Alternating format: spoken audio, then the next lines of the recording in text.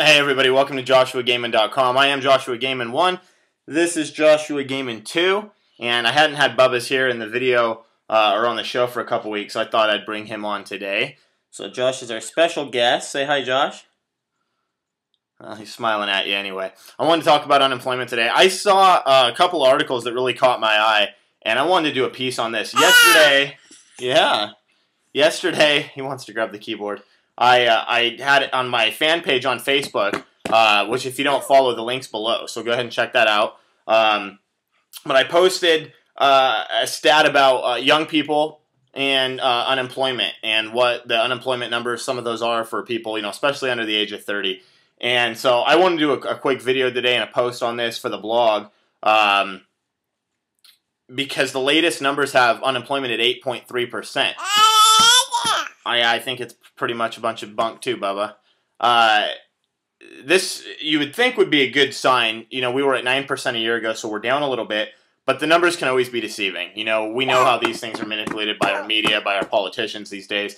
So when you look at, if you account for the people who've given up on looking for jobs, that 8% number jumps up to an astonishing 17% unemployment rate. And that's a lot of people. The source for that's the Boston Globe. Now that equals 5.4 million lost workers over the last 3 years, which is a huge hit to productivity in our country.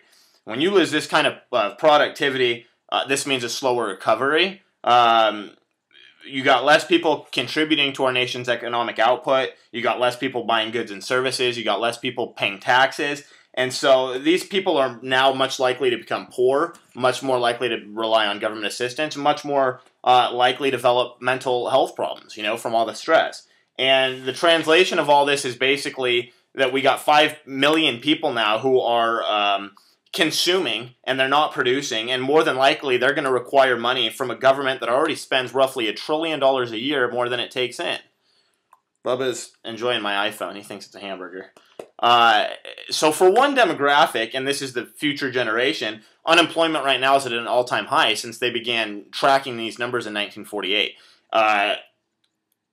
Ages 18 through 24, we have 46% unemployment.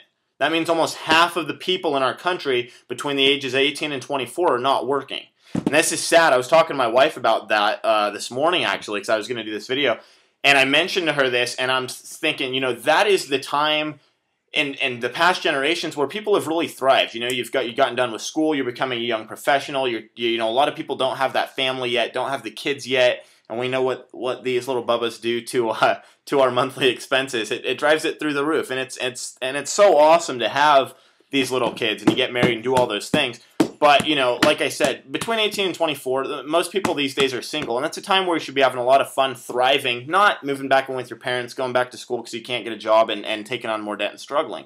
And it's just really sad. And for that stat, the source is the Pew Center. Another stat, between the ages of 18 and 34, this demographic, more than 33%, Bubba needs his banky. More than 33% have gone back to school, like I said, and taken on more debt, student loans, because they can't get a job. And future-wise, I don't know, maybe it'll benefit some, but a lot are just going to be indebted more and not necessarily have any real marketable or utilizing skills to better their life and better the economy. I'm going to put Bubba down. He's getting mad here. He wants to play. So thanks for being on the show today, Bubba. Say bye. Say bye to everybody. Say, mwah, mwah. Yeah, kissed all the ladies out there. Even though like 85% of our viewers are men. Anyways, so going on real quick, just a couple things I want to touch on. Nearly a quarter of people of the demographic between 18 and 34 years old have moved back in with their parents.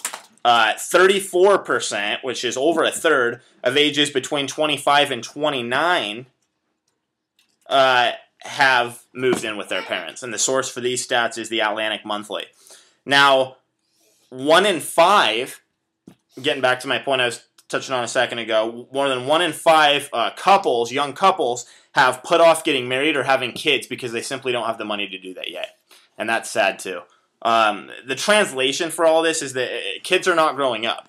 They're not producing, and they're not ready to take over for their aging parents or care for their aging parents when they retire. So you had college loans, entitlement programs like Social Security that transfer wealth from the young demographic to the old demographic at the expense of the younger generation's wealth.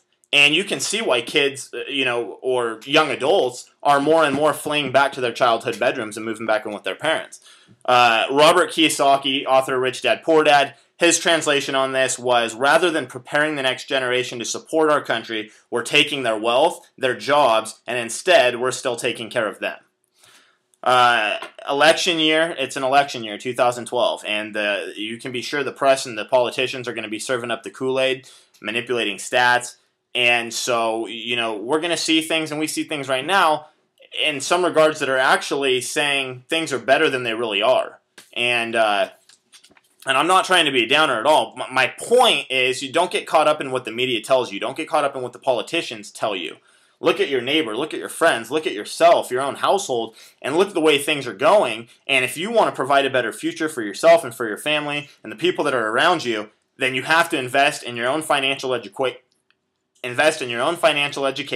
acquire assets that put money in your pocket, and delay that instant gratification of acquiring liabilities that take money out of your pocket until you have the income from your assets to pay for those liabilities.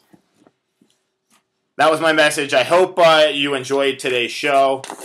Click subscribe to the blog, subscribe to the YouTube page, check out my websites below, leave a comment, and let's talk soon.